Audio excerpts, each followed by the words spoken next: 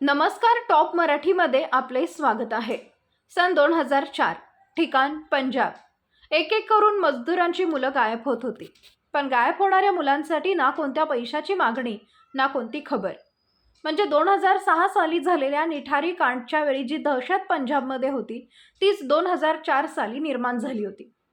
2004 साली एप्रिल ते ऑक्टोबरच्या दरम्यान पंजाबमधील जलिंधर जिल्ह्यातून तब्बल 23 पोरं गायब झाली आणि ही सगळी मुलं कामगारांची मुलं होती। 23 पैकी 17 मुलांसोबत बलात्कार सुद्धा झाले होते। जेव्हा ह्या सर्व घटनेमागचा आरोपी पोलिसांनी पकडला, तेव्हा तो निघाला भारतीय सैन्याचा माजी जवान दरबारा सिंह। दरबारा सिंह हा मूळचा अमृतसर जिल्ह्यातील जल्लीपूर खेरा गावचा। तो पुढे जाऊन भारतीय सशस्त्र दलात रुजू झाला आणि पठाणकोट येथील हवाई दलाच्या स्टेशनवर त्याला तैनात करण्यात आले। एकदा त्याचे सैन्याचे वरिष्ठ अधिकारी मेजर व्ही.के. शर्मा यांच्यासोबत काही कारणास्तव वाद झाले। त्या वादावरून दरबारा सिंह याने व्ही.के. शर्मा यांच्या परिवारावर हातबॉम्ब फेकून हल्ला केला। या हल्ल्यात व्ही.के. शर्मा, त्यांच्या पत्नी आणि त्यांच्या मुलाचा लहान मुलगा गंभीर जखमी झाला। या कारणास्तव दरबारा सिंह याला सैन्यातून बरखास्त करून त्याला अटक करण्यात आली। पुढे जाऊन त्याची सुटका झाली। दरबारा सिंह हा सनकी स्वभावाचा होता। त्याच्या या स्वभावामुळे त्याची बायको आणि त्याची मुलं देखील त्याला सोडून गेली होती। एकदा दरबारा सिंह काही कामानिमित्त कापूरथळा या शहरात गेला होता। तेथे त्याला स्थलांतरित मजदूर मोठ्या प्रमाणावर दिसले आणि ना जाणे का त्याला त्यांच्याबद्दल मत्सर वाटू लागला। तिथे त्यांनी एका प्रवासी मजुराच्या लहान मुलीला पकडून तिच्यावर बलात्कार करून तिचा खून करण्याचा प्रयत्न केला।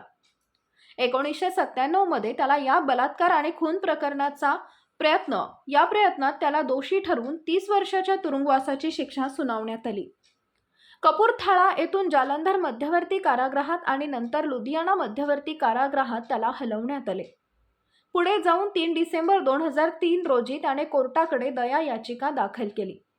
कारागृहातल्या त्याच्या चांगल्या आचरणाच्या आधारे त्याची ही याचिका कोर्टाने स्वीकारली आणि त्याला तुरुंगातून सोडण्यात आले। पण या दरम्यान त्याची स्थलांतर करणाऱ्या मजुरांबद्दलची द्वेषबुद्धी खूप वाढत गेली आणि आपल्या आयुष्यातील बरेच वर्ष याच मजदुरांमुळे वाया गेले, म्हणून यासाठी तो त्यांना जबाबदार धरत गेला। सुटल्यानंतर तो जालंधर इथे आला। त्याने लेदर कॉम्प्लेक्स परिसरातील एका कारखान्यात काम करण्यास सुरुवात केली। तो तिथे एका भाड्याच्या खोलीत राहत होता आणि इथूनच सुरू झाला प्रवास स्थलांतरित मजुरांविरुद्ध सूड घेण्याचा। मजदुरांवर सूड उगवण्यासाठी त्याने त्याच्या मुलांना लक्ष्य करण्यास सुरुवात केली। तो गावागावातून आपल्या सायकलवर फिरू लागला। त्याच्या सायकलला एक पिशवीही बांधलेली असायची। त्या पिशवीत टॉफी, चॉकलेट, फटाके असायचे।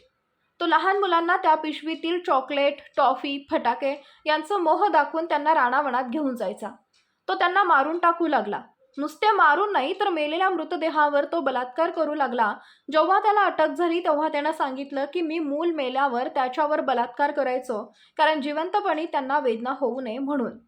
तो नुसता मोह दाखवून नाही तर काही मुलांना समोसा खायला आणि उसाचा रस प्यायला घेऊन जात आणि तसंच त्यांना मारून टाकत। हे सगळं तो सकाळी 10 ते 12च्या दरम्यान करत, कारण त्याला माहीत होतं की मजदूर लोक त्याच वेळेत कामासाठी घराबाहेर पडतात। दरबारा सिंह हा असा गुन्हेगार होता जो कुठलीच नशा न करता मुलांची हत्या करायचा। पण एकदा का मुलांची हत्या केली की दारू पिऊन आणि चांगले अन्न खाऊन तो पार्टी करायचा। 2004 साली वारीना येथे एका मुलाचा कापलेला हात सापडला, तसेच चहेरू येथे एका 10 वर्षीय मुलीचा कुजलेला मृतदेह सापडला। यावरून खुनीला पकडण्यासाठी यंत्रणा युद्ध पातळीवर प्रयत्न करू लागली। वेगवेगळ्या ठिकाणावरून मिळालेल्या माहितीतून पोलिसांनी त्याचे एक चित्र रेखाटून घेतले।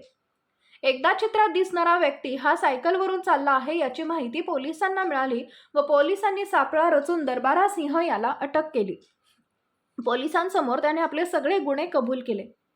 23 पैकी 17 मुलांना मारून टाकले असं त्यानेच पोलिसांना सांगितलं।